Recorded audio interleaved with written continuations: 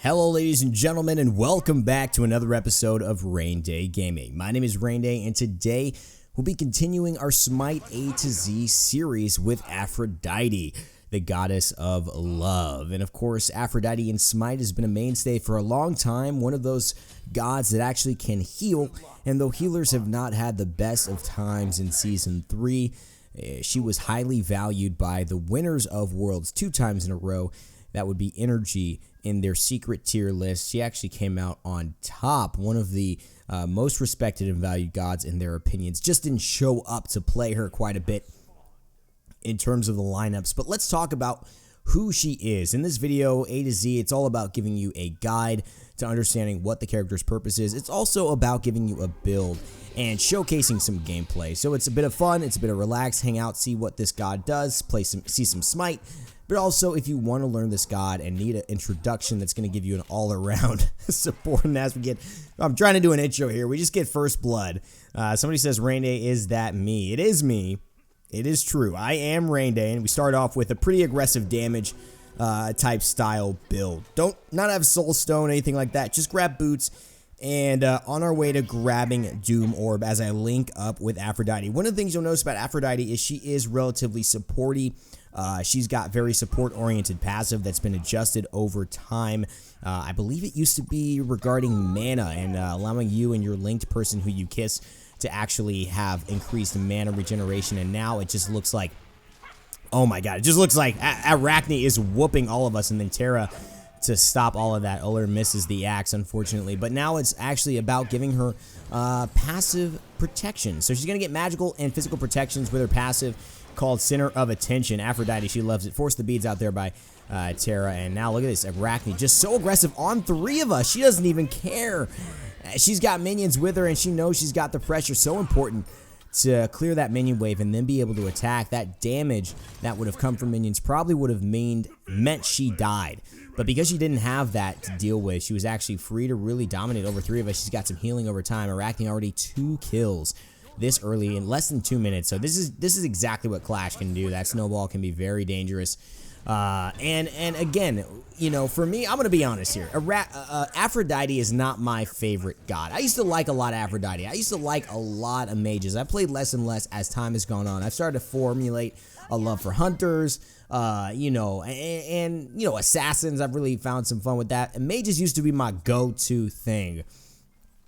And now mages are something that I have to get back into, especially support mages. I've never been particularly great with Hel or with Chang'e or with Aphrodite because their goal to heal as well. That's how you really utilize them the best. You've got to heal your teammates. You've got to be around. Aphrodite is actually one of the most heal-oriented, really support-oriented mages in the game because of this link. Now, if you're not linking with Aphrodite, nice Impale by on her to push Cabrakan back. If you're not linked up, you're doing something wrong. And oftentimes, you'll probably see in this gameplay, I do something wrong because it's difficult to go from a god that you know can just do everything herself into being somebody that's totally dependent and totally a value oriented based on how well she is helping other people. And that is really what Aphrodite does. When she links up with somebody, not only can she give a damage boost like I just did there by kissing someone else. It's called essentially jealousy, and it will increase the damage that that person who is linked can do to the enemies up to 20%.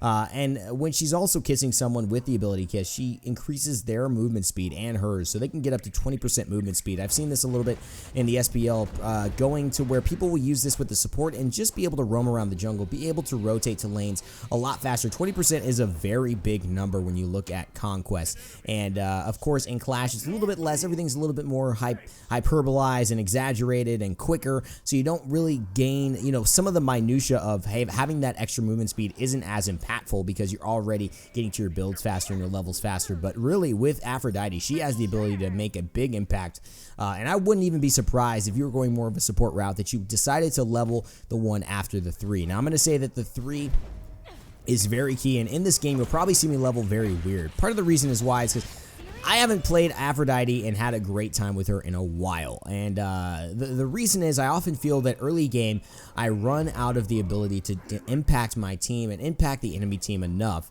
until late game, and at late game I feel like I haven't gotten ahead. I haven't gotten myself to a good position to really be valuable. And so what I'm upgrading is now a really weird thing. I never do this, but I'm going basically splitting my upgrade points onto my 3 and my 2. Now, this may not be something that works for you. It may not be something that you want to try. Usually, it's much better to maximize one and get the full value from that. But with Aphrodite, you've got two things. If you're linked up with somebody who's very aggressive like a Cabrakan, having the extra damage off of your 2 is really important. Why? Because when you're kissed with someone, you actually generate the damage around them. You also generate it around yourself. But if it is basically around them, they will be able to deal, you'll essentially be able to deal that 2's damage to the person they're attacking. So Cabrakan can go in, stun lock somebody, use his ult, and I could use my 2 to finish them off and add an extra burst of damage they're not anticipating. The other aspect is if it's actually overlapping each other, my circle and his circle as well are overlapping when you're linked and you're kissing a partner. I felt like I just got a little serious there when you're kissing your partner. No, when you're kissing onto another god, the circle that's around you will actually do the damage. It will not be the one that's around that person. Before we move on to the 2 completely, I do just want to mention the kiss has a stun on it. And again, I mentioned the jealousy. When you kiss somebody else and you're linked up with someone and then you kiss somebody else, it will incite jealousy. But even if you're not linked up, you can use your kiss as a stun to guarantee the damage off of your 3 and your 2.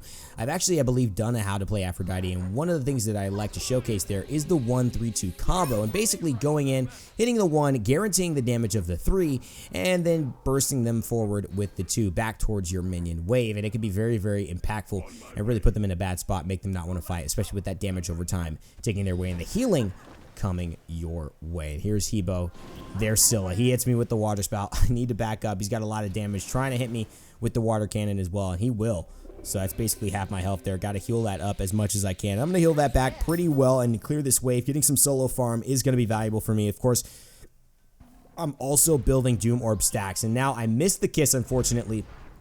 He's activated his speed boots. There's the ultimate, and he's going to get the kill, but I have no way. My kiss is on an 8-second cooldown, unfortunately, and I cannot get him out. I've got the immunity, and that would have been valuable there. I'm not sure he would have stayed alive, but it would have been very, very valuable. Unfortunately, I missed that kiss. It was, I got to tell him, couldn't link you because I know he was expecting that, and that's what Aphrodite is there to do. And that's one of the things. When you're used to playing mages, and you're used to being yourself, and you're doing your own thing, doing your thing, you don't want to, it's very hard to transition, in my opinion, to doing something that's all about other people and really getting value from other people. And Aphrodite, she definitely falls into that category of not being, of really looking to gain value by helping others.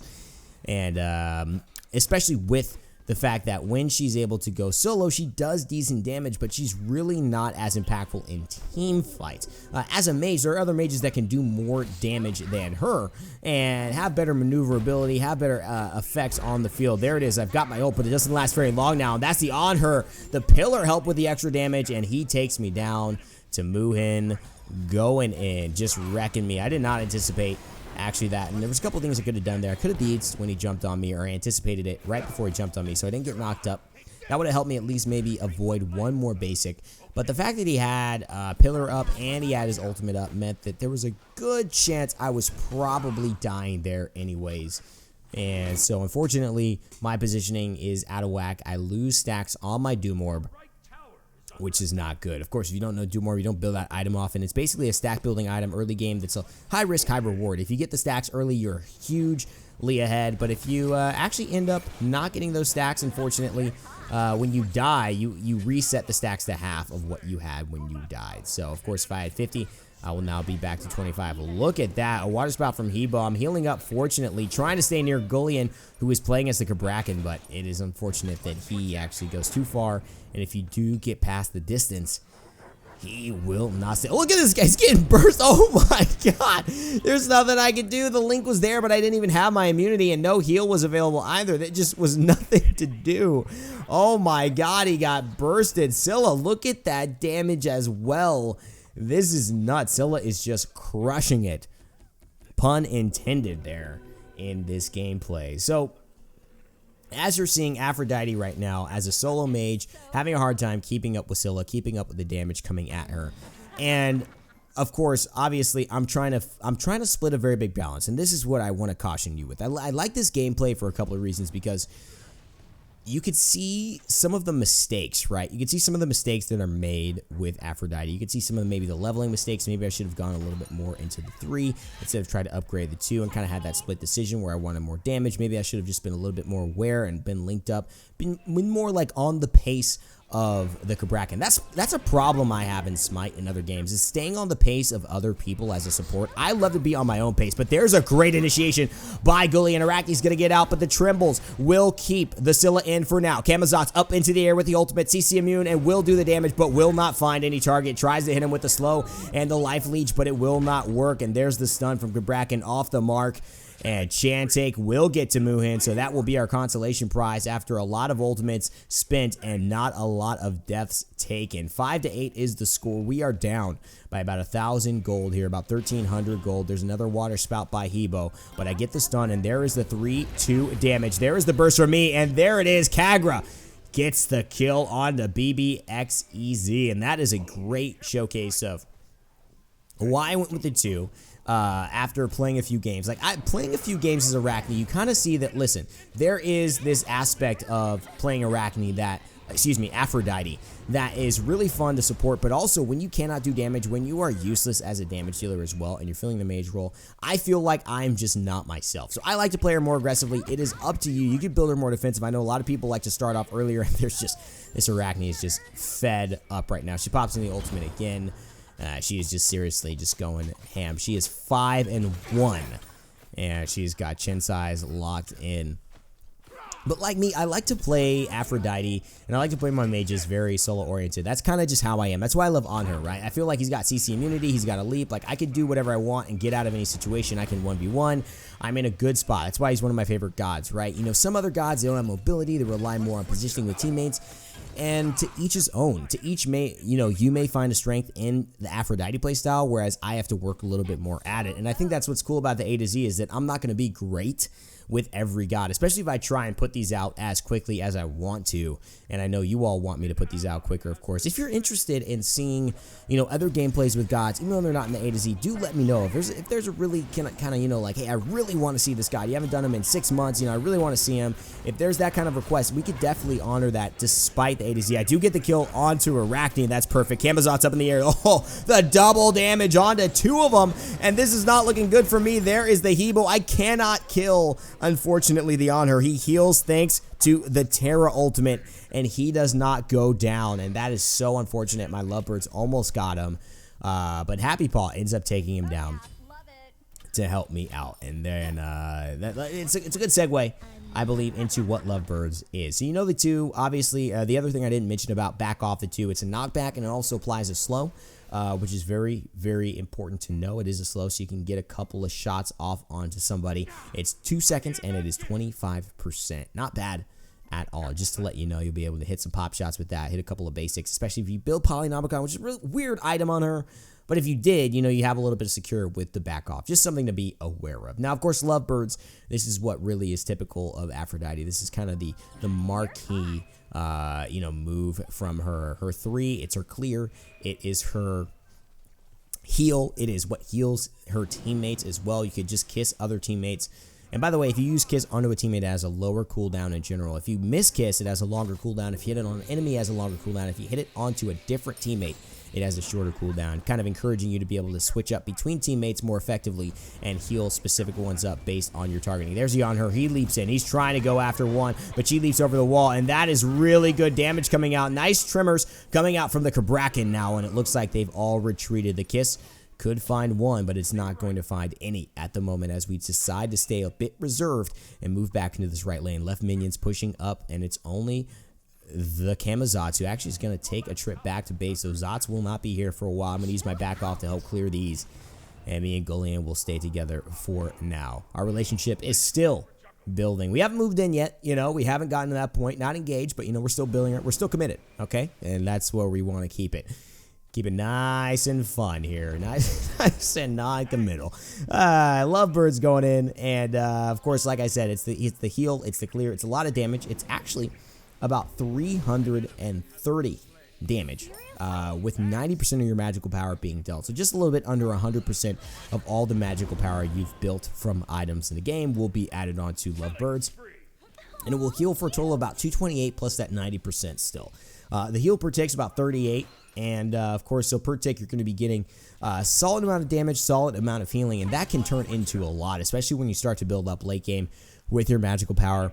And of course, when you build more offensively with Aphrodite, she can do quite a bit of damage. Again, it's kind of easy for people to dodge it, especially unless they're paying attention to somebody else, and that's when it becomes easy for you to land that if they're CC'd by someone or they're paying attention to someone. But the real best way to do it is to use the 1, use the 3, and then use the 2. That is your combo. That gets the most amount of damage onto somebody. And look at Camazot's cleaning this up. Oh wow, he misses 1. He's scared of the.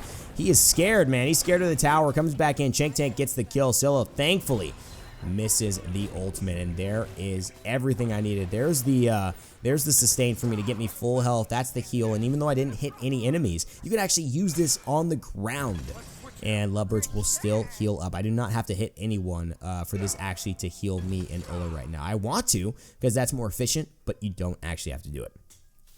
Just a little bit of awareness so everyone knows. Now, there it is. Here's the combo. Look at that damage. Scylla could go down. Oh, got her. That is it. And now look at this. We can pressure the left-hand tower. This combo is so effective. And Scylla stays a little too long, gets a little too punished. And the Hebo could be next, but I missed the kiss. She's got great setup with that stun. And again, it can get her damage off, but also mean that you can combo the damage and combo the CC from players like Oler, from players like Kabrakan. Even Izanami and Camazotz, who can follow up with their silence, who can follow up with their slows. Really, really good stuff. Aphrodite, when she's played aggressive, and I like to play an aggressive Aphrodite. The support, say in the backline Aphrodite, doesn't really work for me. I like to play aggressive. I like to be offensive. I like to survive. I like to get in the mix of things. I like to do damage as my mages, and so Aphrodite, I play that way. And I just want to, again, a word of caution. If you don't like to play that way, if your team doesn't call for it, you may be better off being more support-oriented. Building that Breastplate of Valor, that is not a bad decision. That's actually a great item on her, combining with the protections from being around people. She can gain up to 36 protections, I believe, because she gains 4 physical and 4 magical per person, stacks up to 9, obviously not herself. It's from the enemy team and her own team. But I just love being able to hit that 1, hit the 3, hit the 2, and just bring somebody down to about 30-40% health, and then have my team go at them and make them run back. Especially if they know my cooldowns are up and I'm ready to do it again. Me and Gullion trying to defend against 4. There's the water spout. Can't get him out alive. There's the ultimate, and it does immune the damage from Hebo, which is huge. My 3 is not up, so I cannot do it. Gullion goes back into the fight, unfortunately. And I think if he would have stayed with me, he would have stayed alive. And now this is bad news bears. Arachne's here. On her is here. I'm doing my best. There's a stun, and it does do damage. I almost kill the Honor. If I would have gotten the 2 off, I definitely would have killed him. But the Scylla hits me with the ultimate and finishes me off. Very good play. Very good, I think, combos from them. And again, remember, I'm just telling my team here in the channel, just remember, we need to make sure to defend and group on those. I'm not raging. I'm not, even if I'm upset, like, I'm not raging at them. And this is important. People are not going to pay attention to you. They're not going to listen to you. You're not going to come at, when somebody's yelling at you and you can tell that they're just mad and they're pissed off, you're not going to take that with credibility. You're going to assess that, hey, they've got a bad day, they're an asshole, right? They're just a jerk, something of that nature.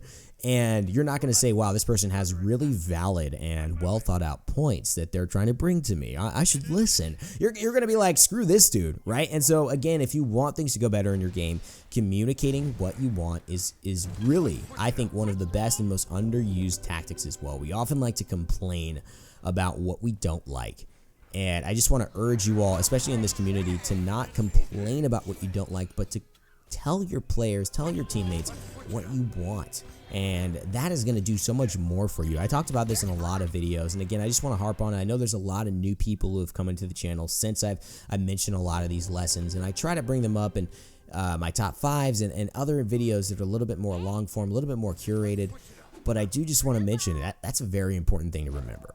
Now, we're back here. It's 15-17. We've caught up in gold, which is great. It's about 18 minutes in. This is getting towards the end of most Clash games. So we've got both towers down on both sides. They got 1 Phoenix on ours. Our left Phoenix is halfway through. Haven't touched one of their Phoenixes. And our team fights have been a little lackluster. I'm 2-4. and I've got to turn things around. But luckily, I built total damage. I've gone for Rod of Asclepius, which is giving me more movement speed. Look at this onto the on her. There are the lovebirds. Are we going to finish him off? The lovebirds do take him down. That's a perfect stun combo from Uller and myself. Now, Cabrakan is here, but the Arachne, she's in front of everyone. She's going to take way too much damage. That assassin, despite being so good in the 1v1s, is not good when having to take a lot of damage from others. And look at this. Because I'm the healer, I can just keep our team sustained and look to pick off any target, and so can the Cabrakan. That is the double stun there, and I get some damage onto Terra. Now looking to finish off the Arachne or anyone who tries to aggress onto us. BBX slays Kagara, but now we want to find the Terra if we can. Gullion making it out alive, but there's the Hebo coming in and finishing him off. Looking to find him if I can. I know that I've got a little bit of health on my side, and I've got the sustain as well. The Scylla, I know he wants some, and the Uller almost finishes off the Terra. It's so unfortunate, but look at this. Because of the damage that we've got, and because of the ability for me to sustain, and there's the ultimate to secure staying alive via the crush that would have happened for Scylla, it is going to be good for us. The Uller jumps in very aggressively. I'm on the Scylla. I want to finish her off, but there's the on her. He's more important. Going to knock him, going to slow him, going to stunt him, force him out of this fight, make him feel uncomfortable, especially now that he's boxing the Izanami. He doesn't want to be slowed. That's going to make him take more hits. And look at this. The Lovebirds coming through, and there's the back off. A great Aegis by him, and now Terra comes through. I'm out of mana, and I want to fight him. I want to kill him, but you know what? I'm going to leave. I'm going to leave. This is so important. We're going to take the objective. I want to let you all know something. That is not easy for me. I want to get kills. That's the type of player I am. I know a lot of you want to get that kill. You've worked hard. He Aegis at the perfect time. You should have had that kill. You feel you deserved it.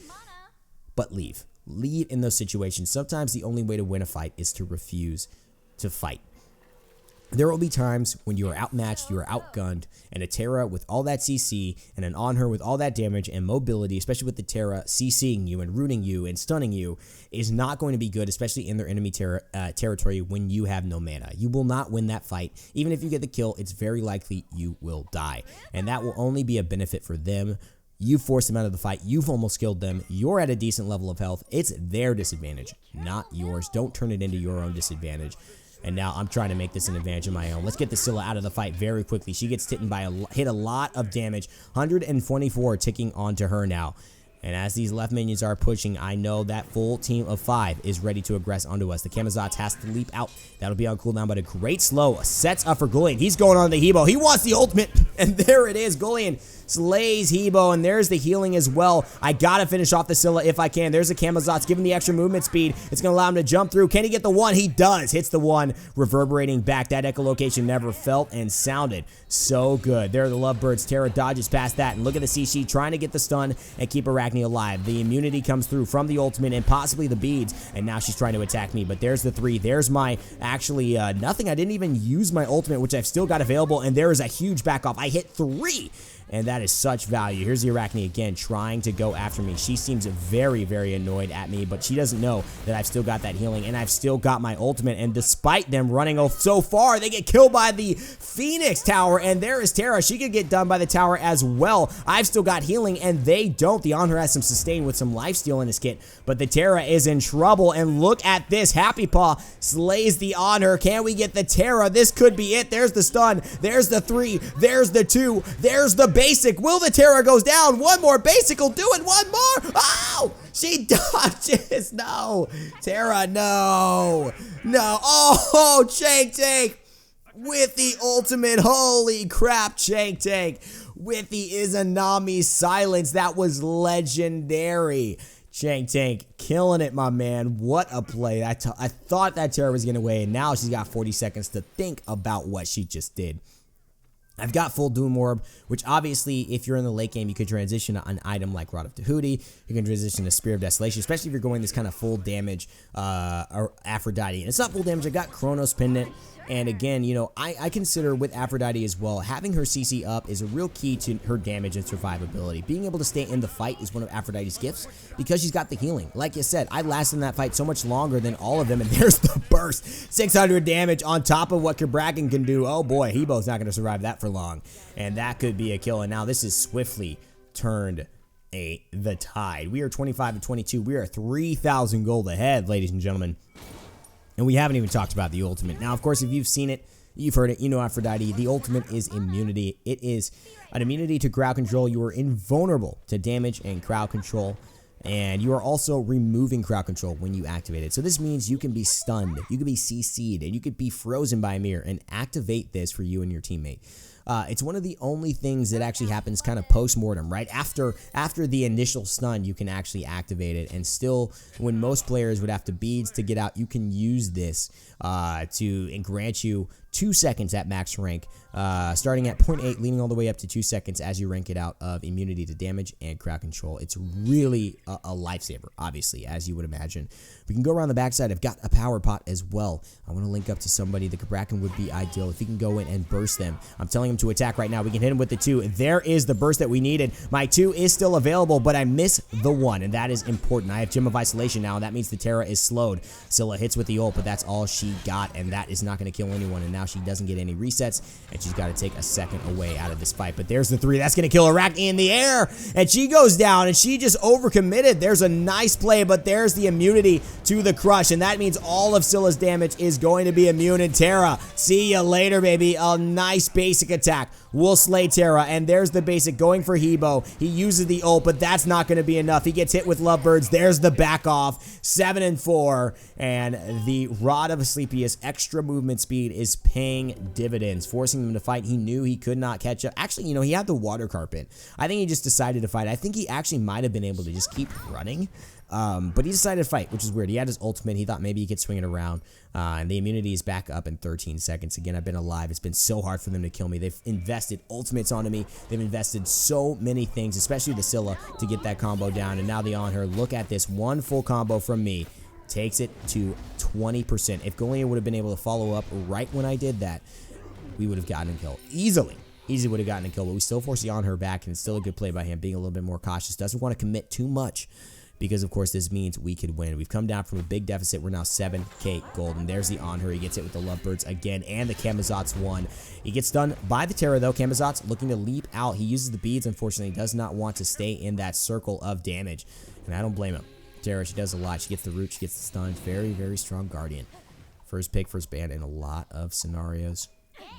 In the SPL, there's a fat-fingered Aegis right there, and that is just not what you want. A Sanctuary down, but luckily I got my ultimate. She's got her own Sanctuary. She's got her own beads. It's like Sanctuary and beads combined. That is what Aphrodite has, and so I feel really confident, even though that still happened. And I've got my own beads, which is good, which means that if somebody kind of like CCs you, you could use the beads, and then if they really get close and do their like trump card, like basically, oh my god, I can't believe I just said. What I really mean is that if they use their last resort to like kill you, like On Her uses Pillar, right? And there it is, just linking the Camazotz, keeping him in the fight, so important. If he uses Pillar, tries to hit me, uses the slow, can't finish me off, and then uses the ultimate, I can use the beads to get out of the slow, and then use the ultimate to immune the damage coming out. And that is huge damage coming onto me as well. It seems like Scylla might have done that to me. In this big group of targets, I'm going to be very valuable. Fortunately, cannot help, but it looks like I do get the damage onto the On Her. He will not die. Oh boy, and there's the Scylla. She's looking ripe for the taking. I want to finish off the Scylla, but the Arachne, she's the real target I really want. There's the back off, there's the slow, and there is the stun just to help make sure that she gets killed. Camazotz is slow onto the Terra, and now we are sieging this up, my friends. Terra and On Her can only last so long. She actually doesn't get the stun off onto me now. The Phoenix is almost down. Terra is almost down. In fact, she is On Her. Where you're leaping, boy. I'm just here waiting for you to leap, and in fact, if you don't leap, I'm just going to seal the deal right there. I wish I could spray. I wish I could beat him. The On Her has done a great job. He's been playing my favorite god. He's stopped our Cabrakan quite a bit. He stopped a lot of things we're doing, but I just felt like, you know what, that was a powerful moment. That was a powerful moment for women's rights. You know, I think truthfully though, Aphrodite is a kick-ass girl. She really rocks it in Smite. She's one of one of the more fun and I think devastating gods when you play her the right way. And for me, the right way is damage. Some may find support, some may find healing oriented, some may find just kind of frontliner, tanky type of stun, CC, cooldown oriented. I really love going damage with Aphrodite, and hopefully this video helps to elucidate why. Thank you guys for watching. If you did enjoy this gameplay, I'll walk you through the build right now, but if you did enjoy, please leave a like, subscribe, comment. Make sure if you do subscribe, hit that notification bell. That will make sure you get notified whenever I upload a video, which is if you subscribe, I'm sure that's what you want, right? I didn't realize that they just said subscribe in case you kind of maybe want to see some of my videos. Hit the notification bell to know when I upload any new content, and let me know what you think about this gameplay. Did you like it? Let me know what you liked. If you didn't like it, let me know what you didn't like and what I could improve on. Always looking to get better and better each day. That is how we thrive in this world. Also, if you have any cool ideas for things you'd like to see, Smite related, Paladins related, Gigantic related, just channel related, whether it's vlogs, whether it's certain topics, whether it's certain games, let me know in the comment section below. I'm really open. Again, we work together as this community. I want to uplift. I want this community to grow, and as it grows, to uplift each and every one of you and to work with each and every one of you and making more content that you enjoy, and also helping you to have a better gaming experience, whether that be giving out free gems or giving out free crystals for Paladins, or doing charity drives and making sure that we all are contributing on a monthly basis to things that we care about and giving back. I think the most important part about having a voice is being able to use it. And for me, this is a big part of why I make these videos, to be able to give you all entertainment, to educate, to inspire, and again, to entertain, to have fun. Thank you guys so much for watching. My name is Raynday. Remember to never give up, never stop gaming. I'll see you next time.